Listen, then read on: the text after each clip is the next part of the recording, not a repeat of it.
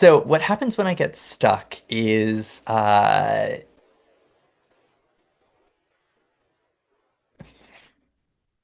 Shinshin, I'm totally spacing. Um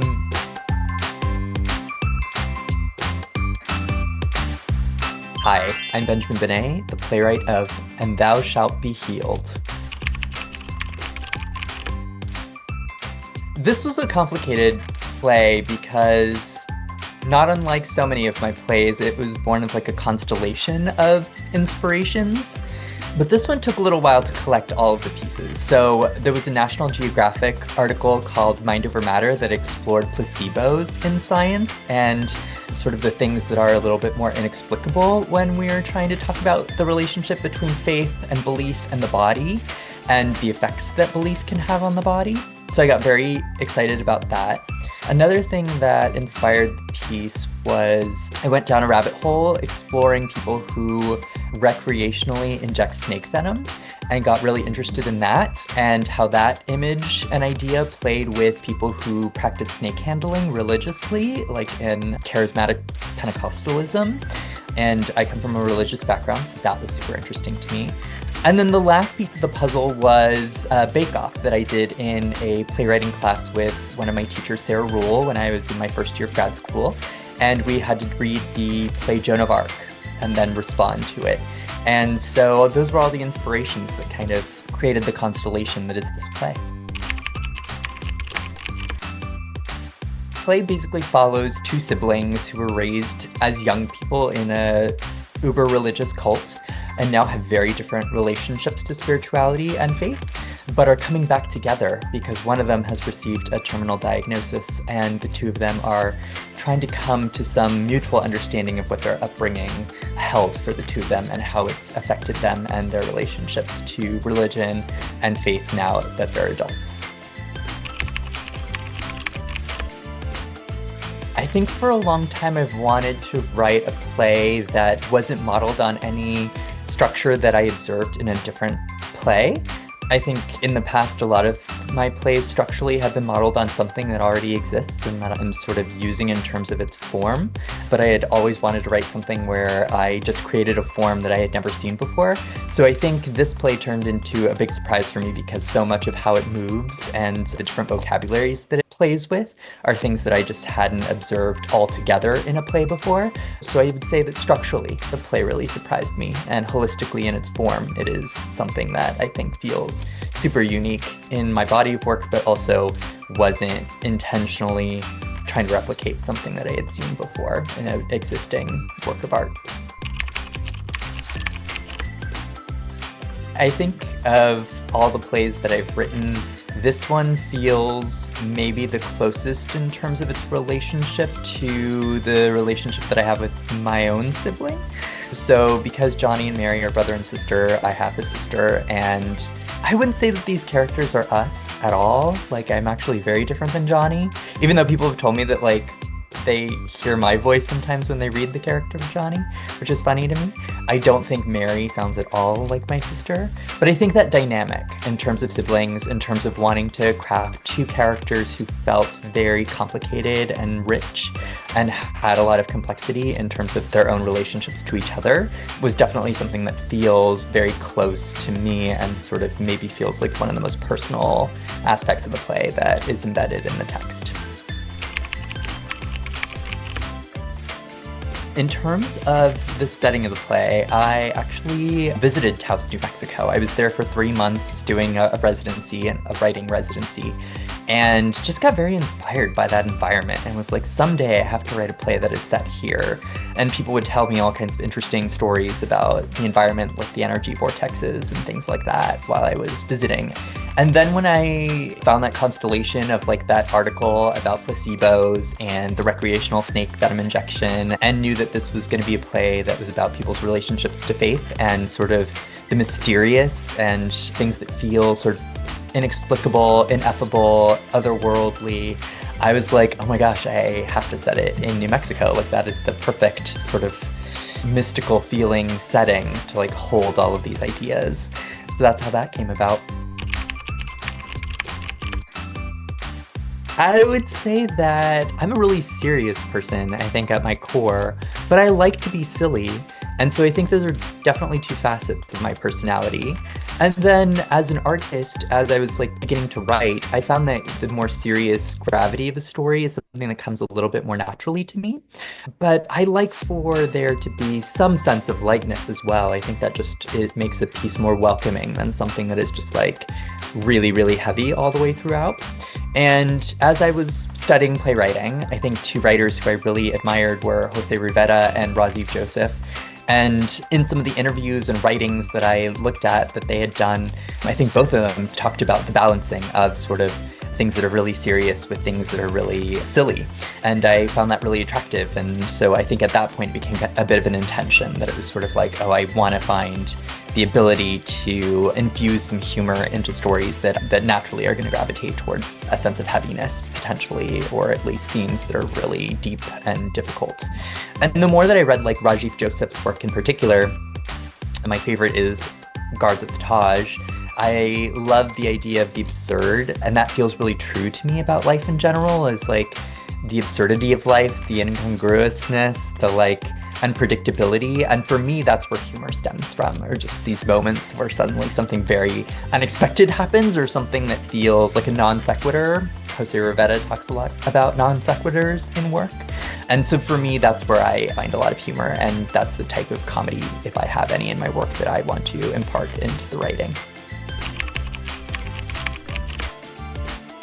I think in this particular play, and I don't think this is too much of a spoiler, but there are a couple moments where characters are recounting a dream, but it's being told as if it's actually happening.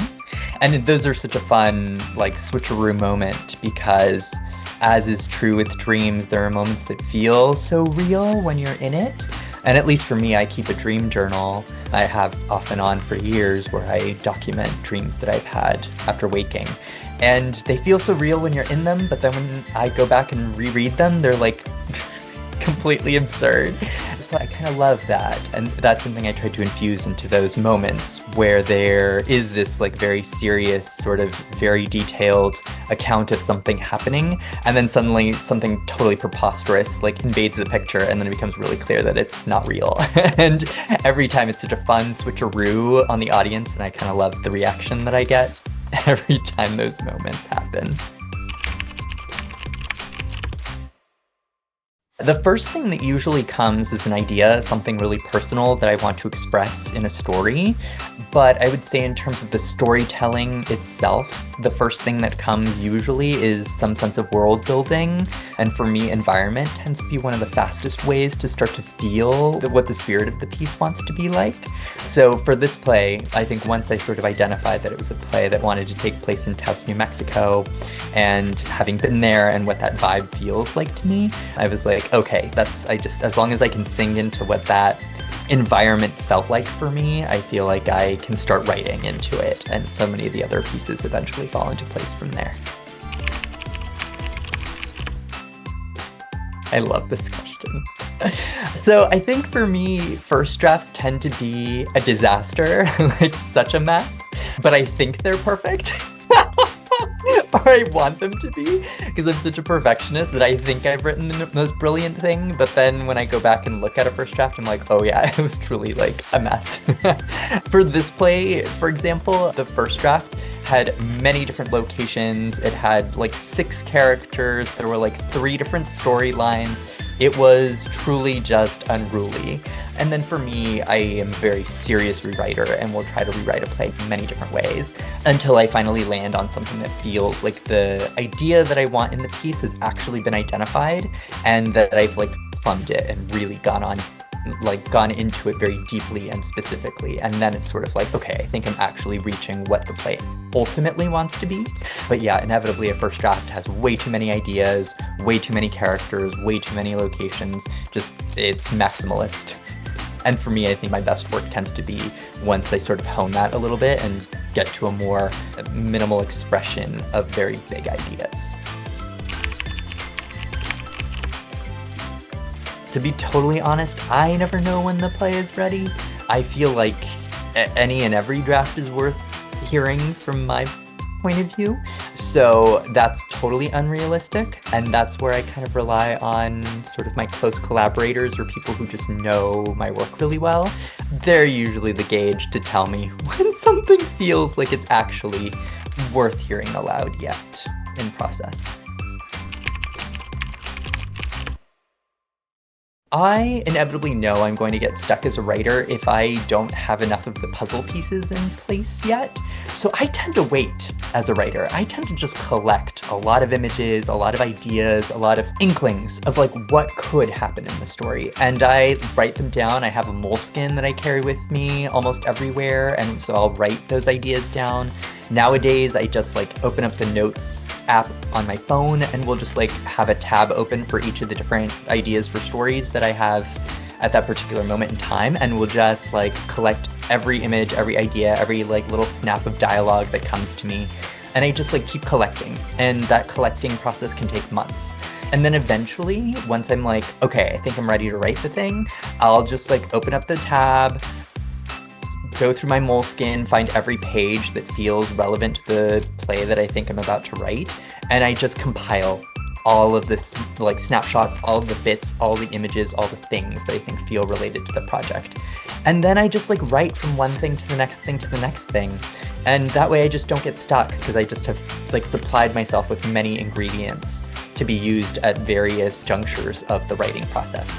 I also tend to be like a binge writer where I'll just like block off an entire week and just decide that I'm gonna write the play in that week and then I just like wake up first thing in the morning and just start writing, and we'll just write for hours until I have like a substantial amount of pages. And then we'll just keep doing that for consecutive days until at the end of the week, a first draft or like rough draft or like whatever, some pages that have been compiled manifest that feel like a story, maybe. Not even a story. It feels like a something.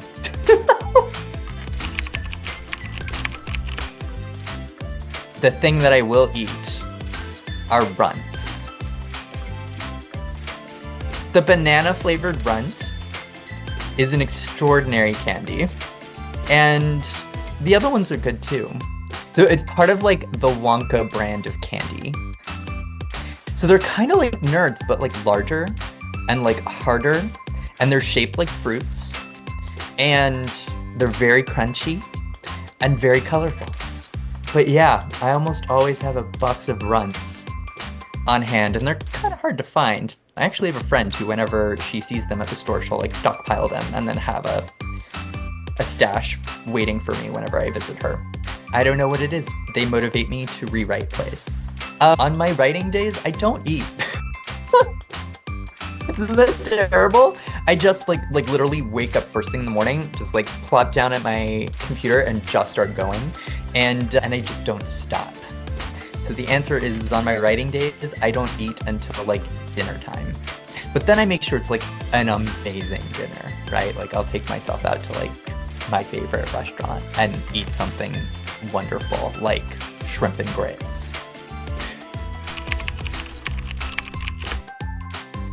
So to be totally honest, most of the things I read are nonfiction because it's all research stuff. So I read this memoir by John Hargrove, who was a SeaWorld killer whale trainer, and I thought it was spectacular. And I was planning to write a play about killer whales. So reading his book inspired further how I think I'm going to approach writing that play.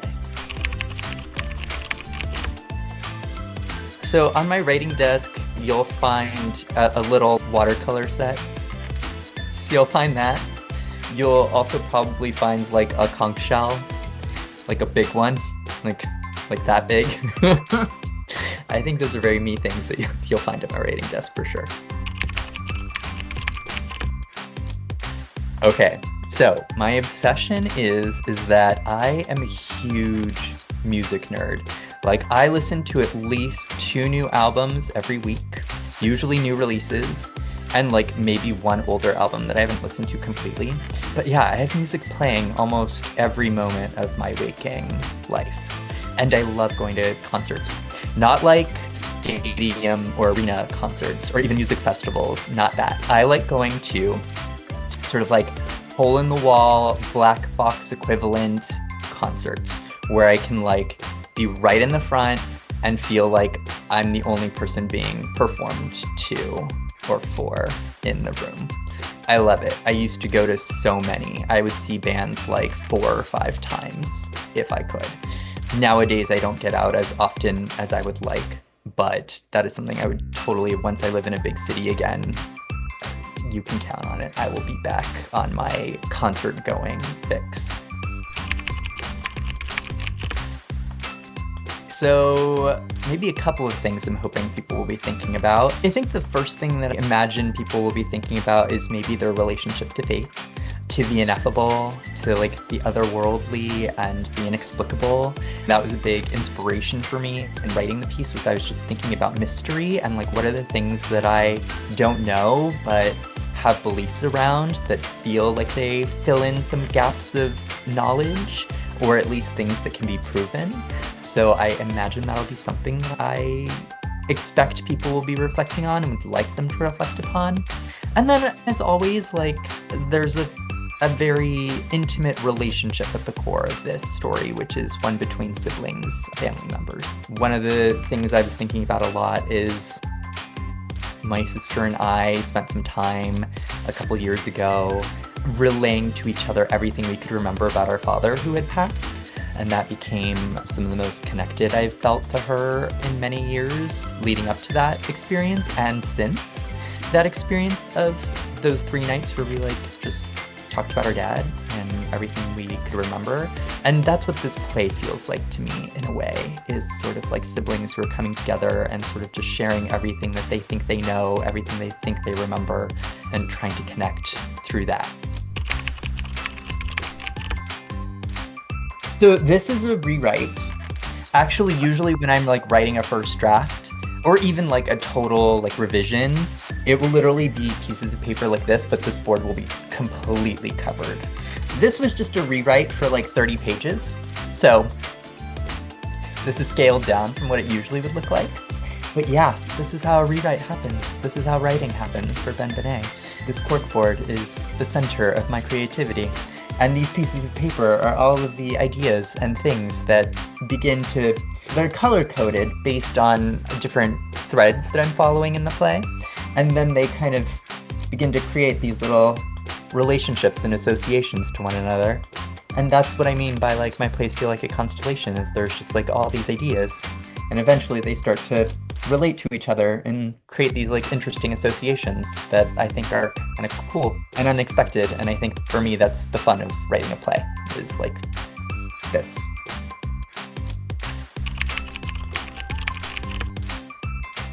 Just that I would love to thank everybody at Chance Theatre for this amazing residency. I've had the best 2025.